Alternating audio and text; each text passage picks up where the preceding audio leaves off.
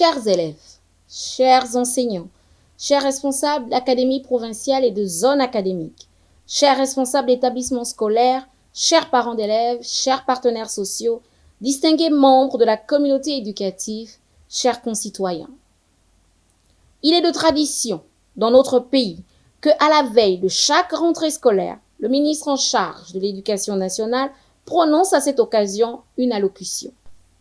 Avant tout propos, j'ai une pensée pieuse à l'endroit de tous les membres de la communauté éducative et qui certainement auraient souhaité poursuivre la construction de notre système éducatif dans le but de le rendre meilleur.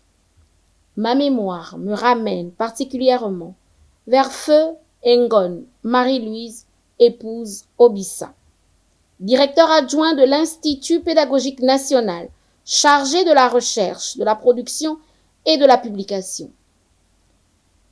À Feu Mbébian Yenga Gilis Steli, enseignant-chef de département sciences de la vie et de la terre au lycée Raymond Bouka.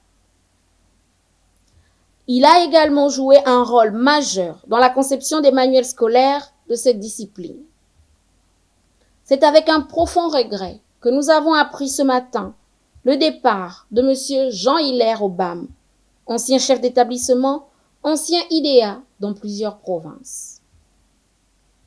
Mesdames et messieurs, la rentrée scolaire 2024-2025 est placée sous le sceau de la restauration de l'école gabonaise.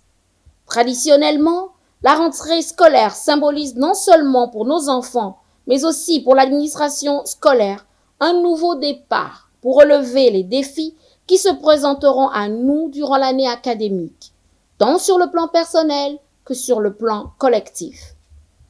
C'est également une opportunité qui nous est offerte pour renouveler notre engagement à œuvrer inlassablement pour notre système éducatif de qualité au service de la communauté éducative.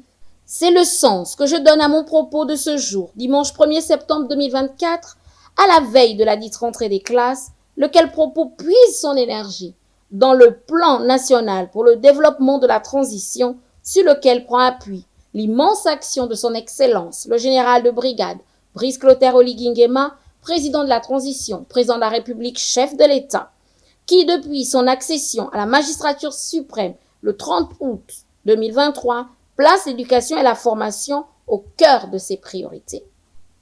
En effet, dans le souci d'accélérer le processus de développement de notre pays, le Comité pour la transition et la restauration des institutions et le gouvernement de la transition ont engagé de nombreuses actions sur le territoire national à l'effet de garantir à tous l'accès à une éducation de qualité saine, sûre, inclusive, équitable. Au nombre de ces actions, nous pouvons citer entre autres la restauration de l'allocation d'études pour les élèves du secondaire, la mise à disposition au total de 2400 postes budgétaires pour le corps enseignant, le recrutement et la formation de 900 profs de sciences, la formation et le recrutement en cours des enseignants dits bénévoles, la gratuité des frais d'inscription, de réinscription et des frais d'écolage pour les élèves orientés par l'État dans les établissements privés partenaires. Il est à souligner que le paiement de ces frais d'écolage vont se faire par tranche dès ce mois de septembre. Le plafonnement du prix de l'uniforme scolaire fixé à 13 000 francs. La distribution de plus de 2504 ordinateurs et 677 741 manuels scolaires aux préprimaires et aux primaires. Le soutien aux jeunes filles mères. La distribution prochainement de 500 tableaux blancs interactifs dans les DAP, les circonscriptions scolaires et les établissements primaires et secondaires. La construction de plus de 500 salles de classe, des infirmeries et plusieurs foyers scolaires. L'augmentation de l'accès aux technologies avec 36 écoles connectées à Internet, des bibliothèques numériques et 70% des cours de 4e et 5e année numérisés dans le cadre du projet de digitalisation des enseignements en cours au primaire. L'inspection et la formation continue des enseignants en ligne pour améliorer la qualité de l'enseignement. les décorations à la médaille de l'Ordre de l'Éducation nationale décernées aux agents méritants. Ces mesures illustrent bien l'engagement et la détermination inébranlable du chef de l'État à offrir aux jeunes Gabonais une éducation adaptée aux standards internationaux. Dans la même perspective, les concours d'excellence organisés en milieu scolaire reflètent cette importance primordiale accordée à l'éducation par le chef de l'État.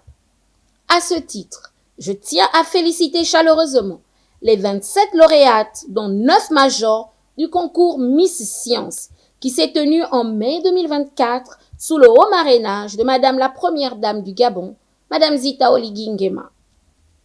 Je félicite également les différents lauréats de la 4e édition du concours national des meilleurs élèves qui seront récompensés lors de la prochaine cérémonie de remise de prix à la présidence de la République.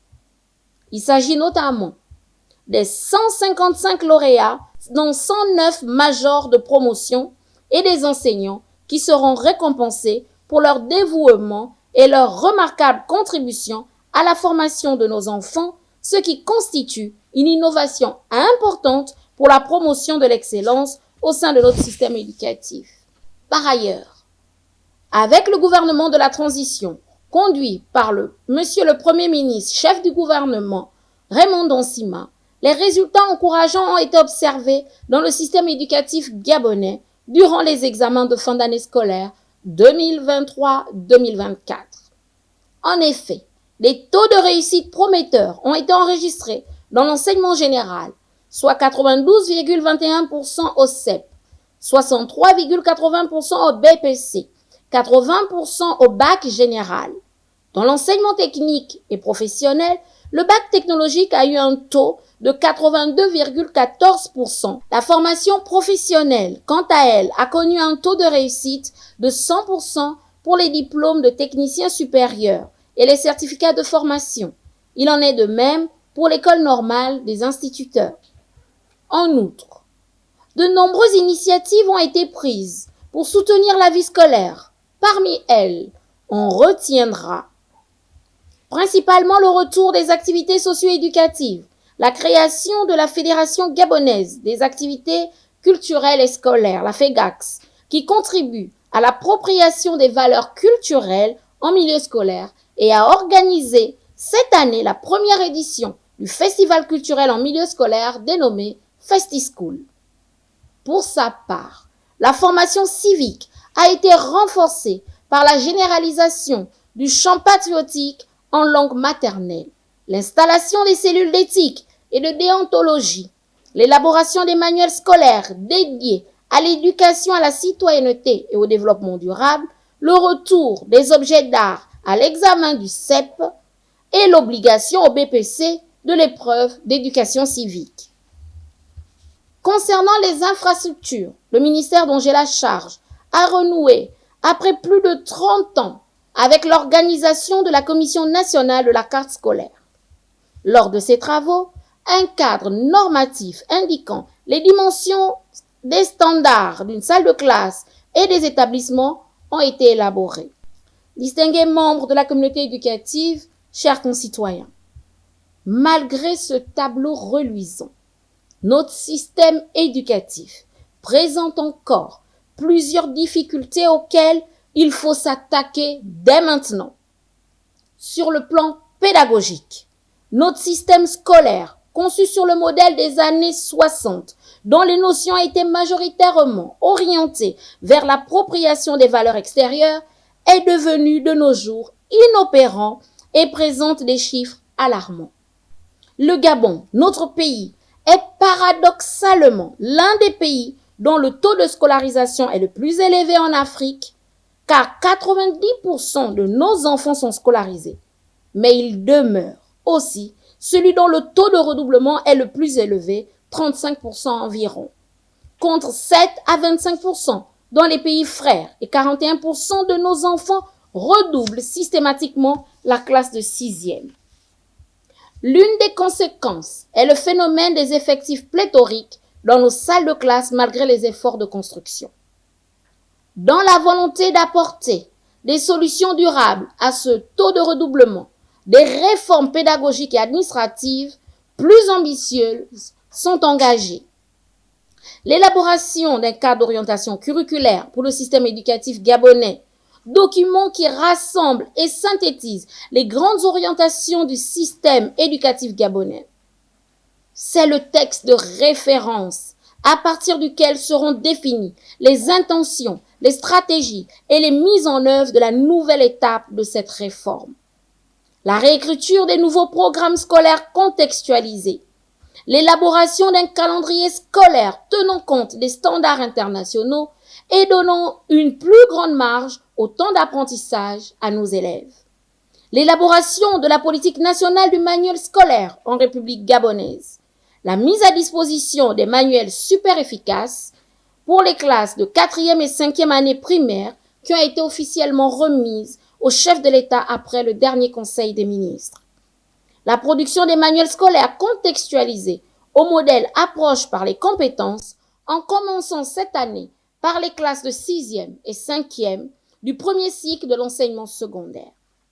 L'élaboration des méthodes, les outils d'évaluation plus objectifs pour les classes intermédiaires du secondaire, à l'effet de lutter efficacement contre le fort taux d'échec dont fait face notre système éducatif. L'identification des métiers prioritaires par le secrétariat d'orientation scolaire, le SOSUP, réponse à l'inadéquation formation-emploi issue des assises des métiers que nous avons organisées. La réorganisation des filières de formation en tenant compte des besoins du marché du travail. Le recensement de l'ensemble des apprenants inscrits dans notre système éducatif en vue de l'attribution d'un numéro d'identification à chaque apprenant dès son entrée jusqu'à sa sortie de notre système éducatif.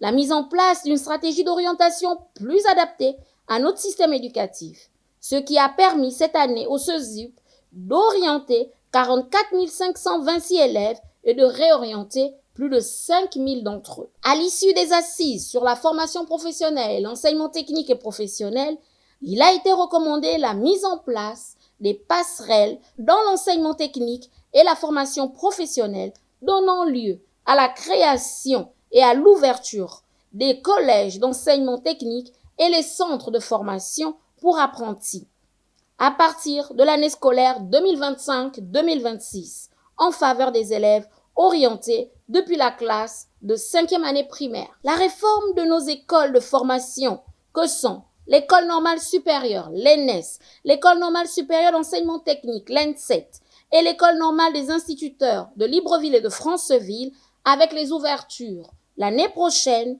d'OIM et de Mouila, en vue d'assurer une meilleure formation des enseignants en faisant plus de place à la pratique et dont les conseils d'administration seront très prochainement convoqués sous ma présidence conformément au texte en vigueur. Le traitement plus diligent du dossier de paiement des vacations qui débutera cette semaine par le certificat d'études primaires.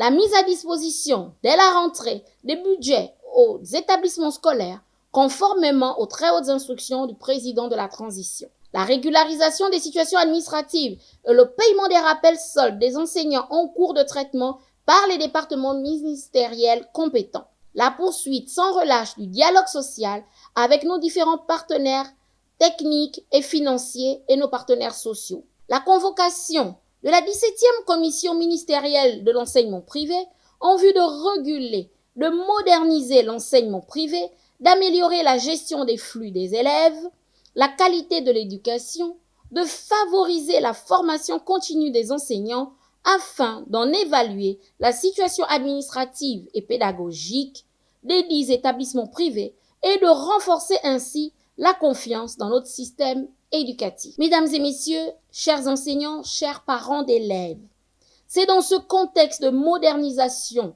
de notre système éducatif que s'inscrit cette rentrée scolaire. La lutte contre l'échec scolaire et l'inadéquation entre la formation et l'emploi demeure une priorité de notre système éducatif. Nous devons en conséquence intensifier et mutualiser nos efforts pour valoriser le capital humain et préparer nos enfants à un avenir professionnel compétitif. Puisons dans notre détermination et notre créativité pour bâtir une école qui réponde aux aspirations de notre jeunesse et aux besoins de notre pays. Mes chers élèves, le président de la République veut une école nouvelle, innovante, compétitive et ancrée dans les réalités économiques et socioculturelles de notre pays.